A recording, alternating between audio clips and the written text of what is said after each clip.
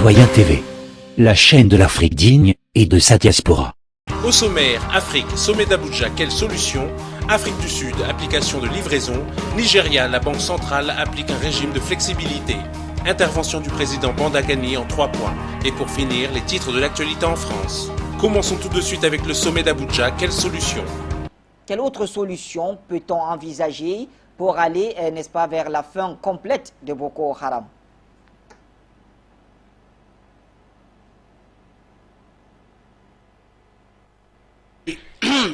Quatre solutions, 4 propositions de solutions. La première, c'est l'intensification de la mutualisation des forces financières et militaires qui, entre le Cameroun, le Nigeria, le Tchad, le Niger, dans la lutte de la branche de l'État islamique en Afrique qu'on appelle Boko Haram. Il faut déjà que ces principaux pays-là renforcent leur mutualisation financière et militaire en attendant les autres contributions de d'autres États africains ou même de l'étranger, ce dont je doute très fort. Deuxième solution, c'est une concertation, évaluation en Afrique et par les Africains du phénomène djihadiste, non seulement en Afrique centrale et en Afrique de l'Est. Et en Afrique centrale, entre la CEDEAO et la CEMAC, et en Afrique de l'Est, avec tous les États de l'Afrique de l'Est, pour en venir à ce problème-là. Et il faut également une concertation au niveau de l'Union africaine, afin qu'on mette dès maintenant sur pied une armée africaine. Et là, les propos de Kwame Nkrumah sont d'actualité aujourd'hui, et c'est criard, où il lançait déjà, dès 1963, avec les Lumumba, les Moumi et les Nasser, à leur suite, les Boubé après, avant, qu'il faut que l'Afrique ait une armée et qu'elle se défende elle-même. Et que tant que les officiers supérieurs de l'Afrique iront se faire former dans les académies étrangères, ces officiers supérieurs-là seront toujours des agents dormants de l'impérialisme et travailleront très peu pour la défense de l'Afrique. Et comme on a divers dirigeants africains qui sont au service du consensus de Washington, il est vital pour l'Union africaine de se faire harakiri et de mettre sur pied une armée africaine au service de l'Afrique et pour l'Afrique. C'est impératif maintenant. Jean-Arthur Ahomou, je vous résume, vous parlez de l'intensification et non de la mutualisation, vous parlez de l'intensification de cette mutualisation des forces, notamment sur le plan militaire et financier. Vous avez parlé de la concertation intra-africaine qui va des sous-régions jusqu'à l'Union africaine et bien sûr ce qui conduirait à la mise en place d'une armée africaine. Tout de suite, Afrique du Sud, application de livraison. La première application sud-africaine de livraison sur demande s'appelle Sender. L'entreprise qui utilise des motos pour faire ses livraisons espère aussi s'attaquer au problème du chômage chez les jeunes. C'est une application qui va rendre la vie plus facile aux Sud-Africains. Le service de livraison sur demande appelé Sender transporte des paquets partout dans le pays avec des motos. L'utilisateur confirme un moment pour la collecte des colis qui sont assurés et l'entreprise s'occupe du reste. C'est le bébé du Zimbabwéen George Sibochiwe et de son partenaire. Nous avons été inspirés par Uber et leur modèle d'affaires qui permet à une personne de prendre son téléphone et de demander un service en expliquant au chauffeur comment se rendre chez eux. Nous avons commencé à penser à des villes comme Johannesburg, Le Cap, Durban et Pretoria.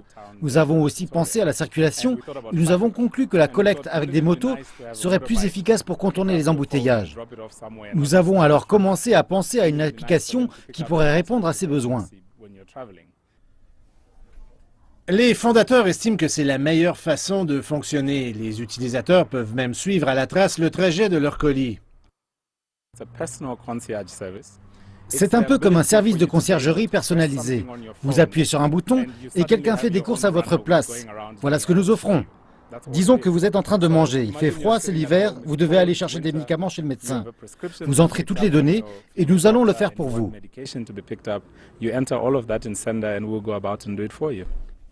L'entreprise veut aussi s'attaquer au chômage chez les jeunes dans le pays en offrant des permis de moto qui leur permettront de travailler en tant que livreurs. Je travaille parce que je peux aider les gens, particulièrement à Johannesburg, parce que la circulation est très dense et que nous pouvons l'éviter. Cela cause beaucoup de stress et parfois, les gens ont du mal à composer avec la situation.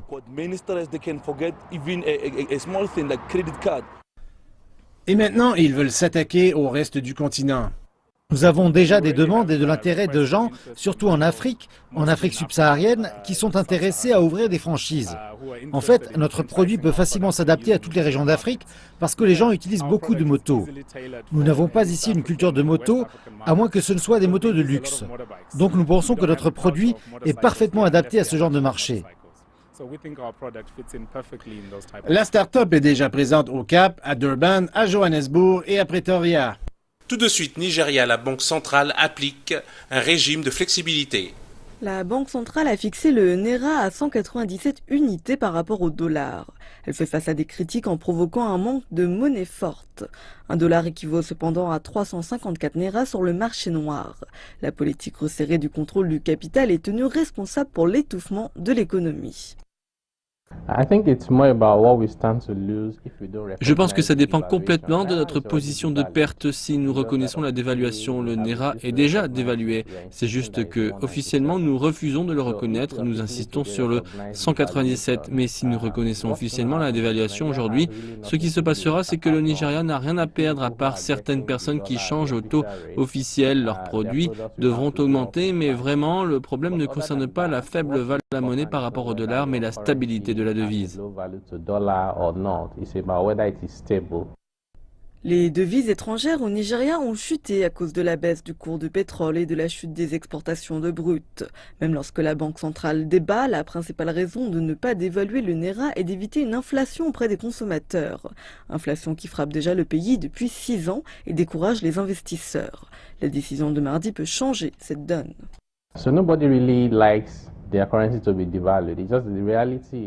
La réalité est que, à cause du manque de dollars, pour maintenir le taux de change officiel, il existe une grande différence entre le taux officiel et le taux du marché parallèle. Ce qui se passe, c'est que les investisseurs qui ont des dollars doivent passer au travers des canaux officiels qui proposent 197 Naira, alors qu'en réalité le taux est de 360. Du coup, ils gardent leur argent et n'investissent pas.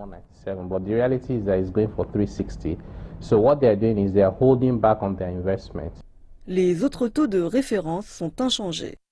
Tout de suite, intervention du président Bandakani en 3 Bonsoir, points. président Bandakani, le président du nouveau mouvement populaire. Tout le monde, on me demande comment faire pour adhérer au nouveau mouvement populaire, mais moi je suis sérieux là-dedans. C'est un nouveau mouvement populaire, Oui. mouvement populaire dont nous n'allons pas faire comme les autres. Nous n'allons pas répéter les erreurs du passé. Il y a un travail sérieux qui est en train d'être fait et les fruits sortent au fur et à mesure. Ouais. Nous ne courons pas derrière la foule, parce que ce n'est pas la foule qui fait une révolution. C'est un peuple conscient de ses aspirations qui fait une révolution. On fait un travail de fond dans ce sens-là. Merci pour votre gentillesse. Permettez-moi de saluer mes copanélistes. Eh bien, je vais saluer mon frère ami au Tchad, mon ami Sitak, mon frère Kamalo, c'est mon frère, et puis évidemment mon frère Delvaris. Il est très beau depuis qu'il est au Tchad là. Nous sommes heureux de le voir là-bas au Tchad là-bas. Je salue tout ce que tu as présenté ici, mon aîné bien-aimé Dr Vasileki, mon frère Simo, mon frère Stéphane Tumbu, Béo, Sadio et mon ami Mandeng. Et je salue mon frère de Yaoundé, le docteur Tchala, que je viens de le découvrir, et je souhaite beaucoup de chance à son parti, à son mouvement. Alors Bachir, je salue tous les panafricanistes du monde entier. Et comme d'habitude, un coup de gueule ou une actualité? Je vais faire un coup en 3 balles. D'accord. Rapidement, ça va aller très vite. Je voudrais rendre hommage à un homme qui fait un travail ingrat dans ce pays-là qu'on appelle le Cameroun, le professeur Kouma Ndoumbe.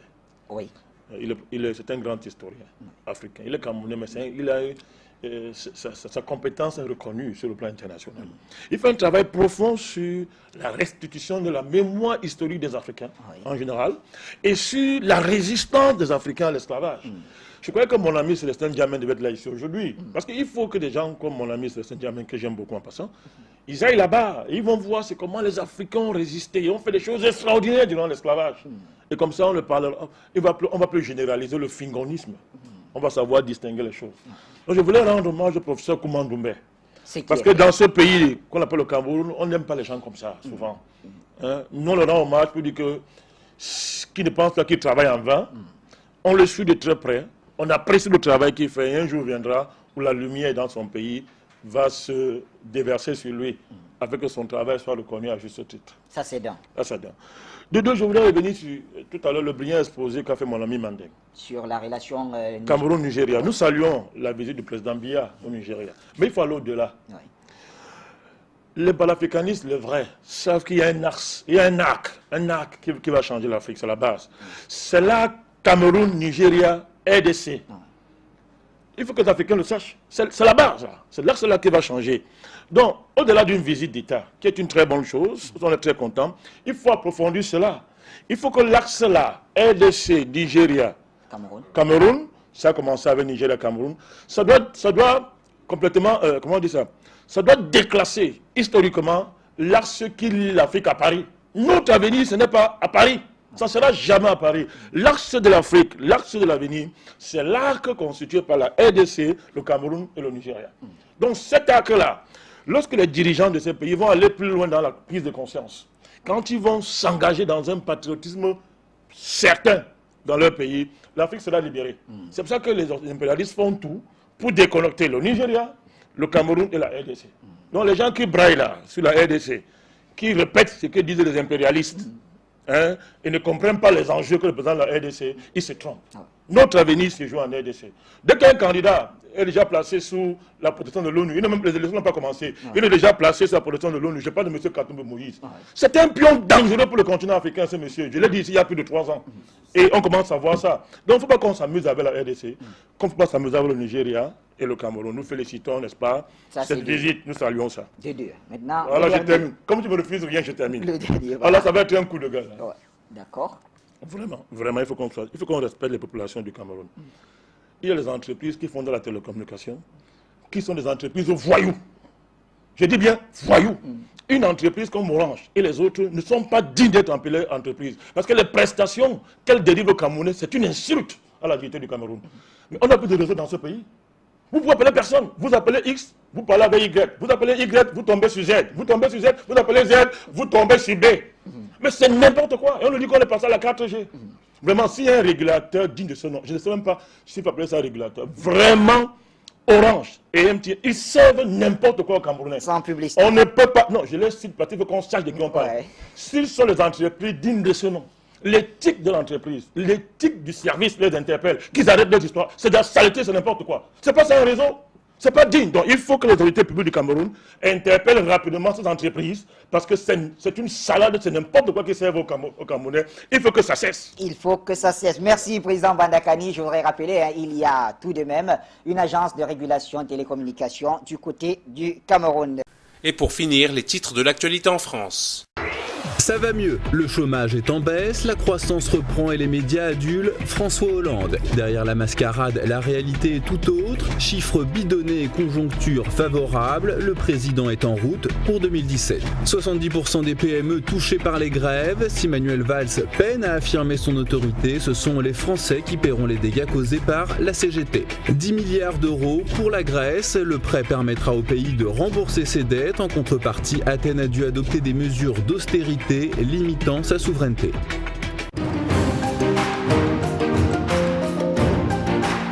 Citoyen TV, la chaîne de l'Afrique digne et de sa diaspora.